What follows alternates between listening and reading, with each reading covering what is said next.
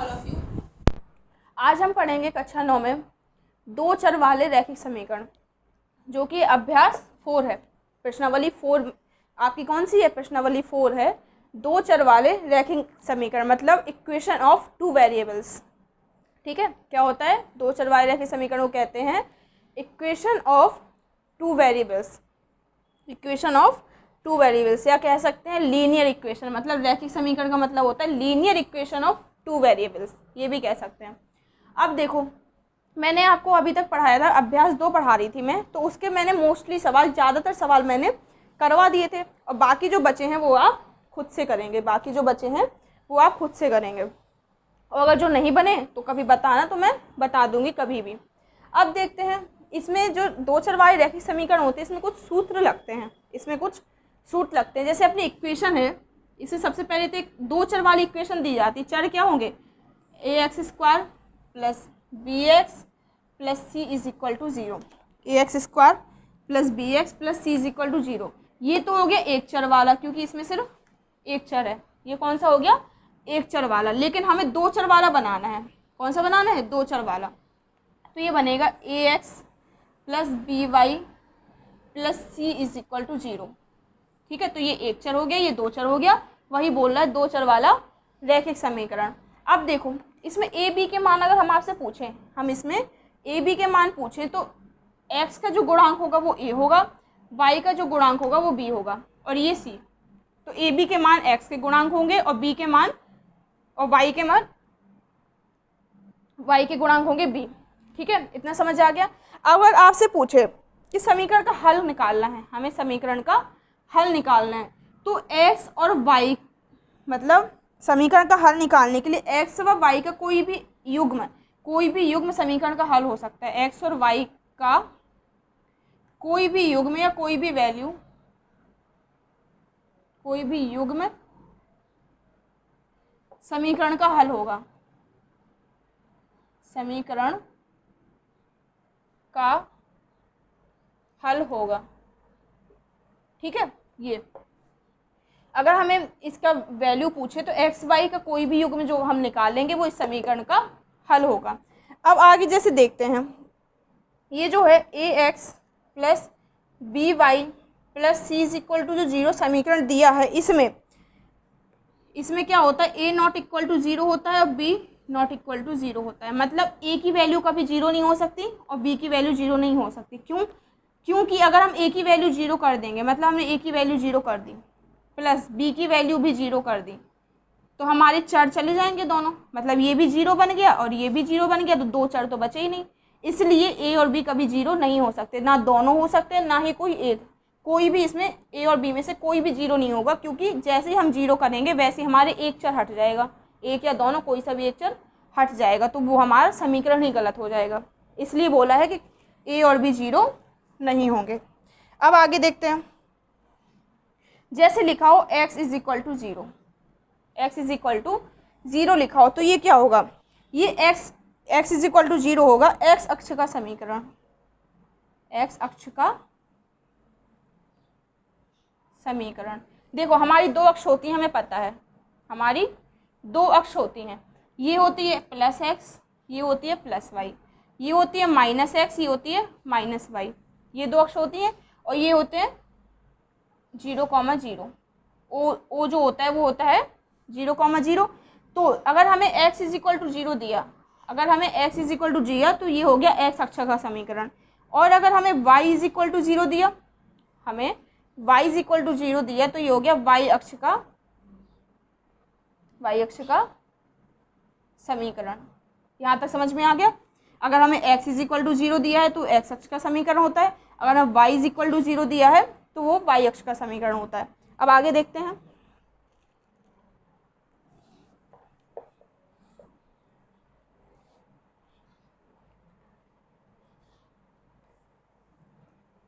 अब अगर एक चर है तो उसका एक हल होगा, दो चर हैं तो दो हल होंगे। जैसे लिखा हो x प्लस जेड या x प्लस ए, कुछ भी लिखा हो, तो इसका सिर्फ एक हल होगा, एक हल। अगर y प्लस ए लिखा है तो इसका भी एक हल होगा। मतलब एक चर तो एक हल। लेकिन अगर लिखा है ax plus B Y plus C is equal to 0, तो यहाँ कितने चर हैं? 2। तो इसके हल कितने होंगे? 2 या 2 से अधिक, 2 या 2 से अधिक।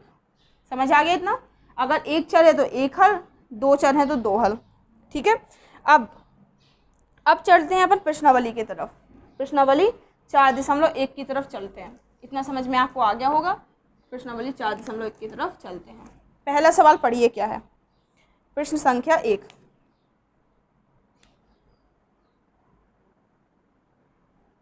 प्रश्न 1 आपको दिया गया है, एक नोटबुक की कीमत दिया है, एक नोटबुक की कीमत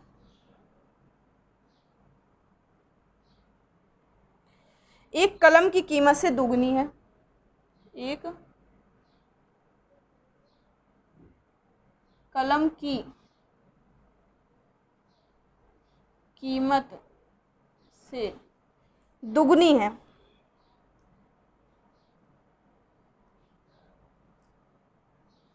दुगनी है। इस कथन को निरूपित करने के लिए, इस कथन को निरूपित करने के लिए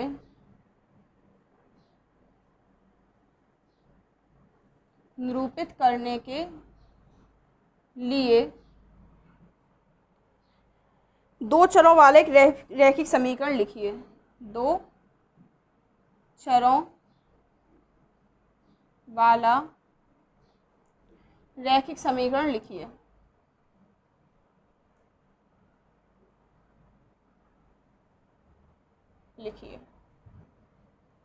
ठीक है, अब आप क्वेश्चन में देखेंगे तो क्वेश्चन में ही उसने दिया है संकेत में, मान लीजिए नोटबुक की कीमत कितनी है? x। उसने क्वेश्चन में ही दिया है आपको कि मान लीजिए नोटबुक की कीमत है s। माना, क्वेश्चन में ही दिया है, बुक में ही लिखा है, माना नोटबुक की कीमत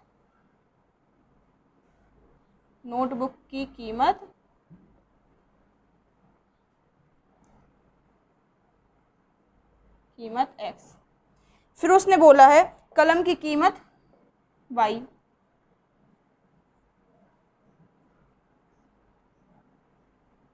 कलम की कीमत y, ये उसने खुद ही बोला है। अब आपको दो चर वाला रैखिक समीकरण बनाना है। देखो क्वेश्चन ध्यान से पढ़ो, क्या लिखा है? एक नोटबुक की कीमत एक कलम की कीमत से दुगनी है।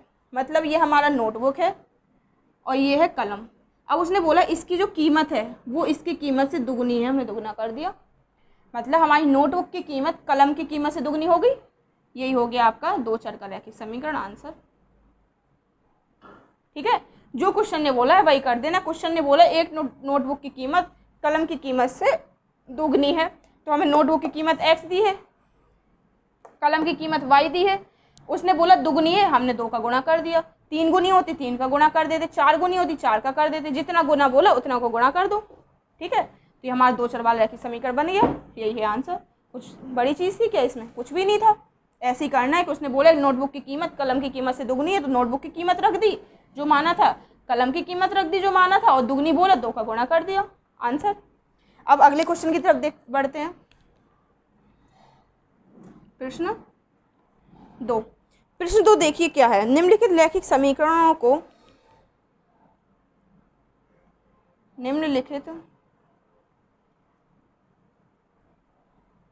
रैखिक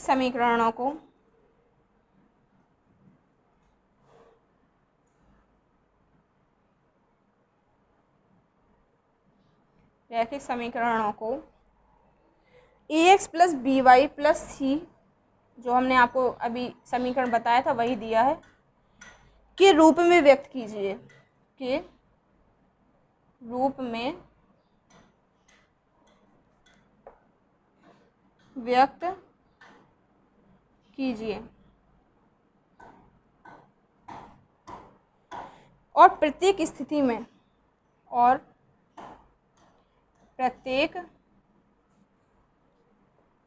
स्थिति में ABC के मान ज्ञात कीजिए।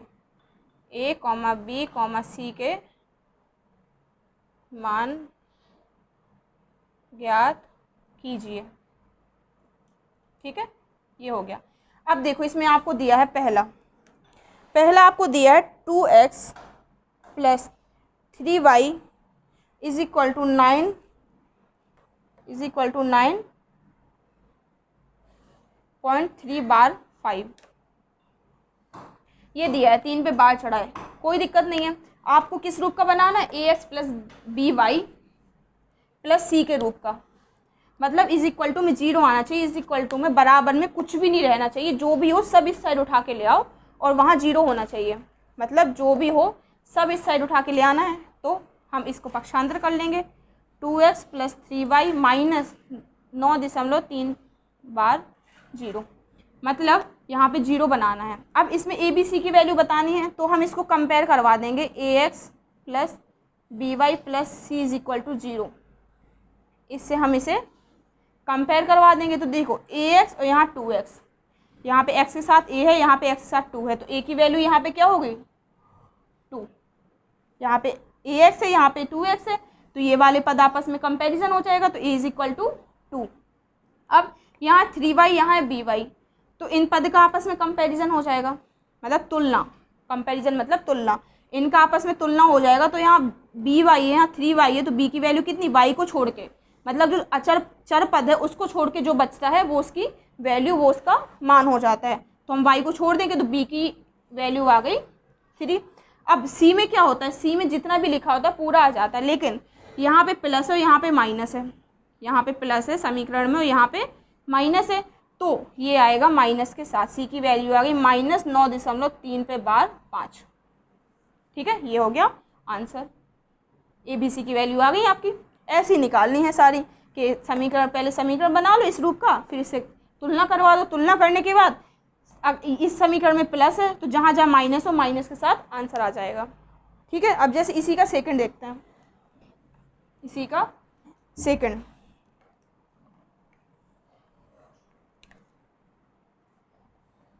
इसका सेकंड दिया है x माइनस वाई बटे 5 माइनस 10 इज इक्वल टू 0। अब इसमें इज इक्वल टू 0 तो बना ही हुआ है, तो आपको कुछ भी नहीं करना है, इज इक्वल टू 0 तो बना ही है। अब एक चीज़ बताओ, ये x के गुणांक में कुछ नहीं लिखा तो कुछ नहीं होता, मतलब 1 होता है। जब x के गुणांक में कुछ नहीं होता है तो उसका मतलब 1 होता है। माइनस यहाँ 1/5 y कर सकते हैं हम, माइनस 10 इज इक्वल टू 0। इससे तुलना करवाएंगे ax plus B Y plus C is equal to 0 से, इससे हम तुलना कराएंगे। तो ax की जब x से तुलना होगी तो a का मान हमें 1 मिलेगा, a का मान हमें 1 मिलेगा।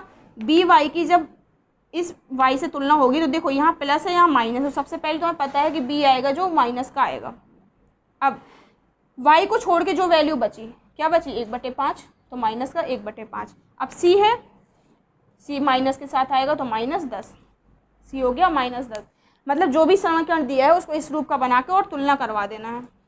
ठीक है, अब तीसरा चौथा जितने भी दिए हैं आप वो खुद से लगाएंगे।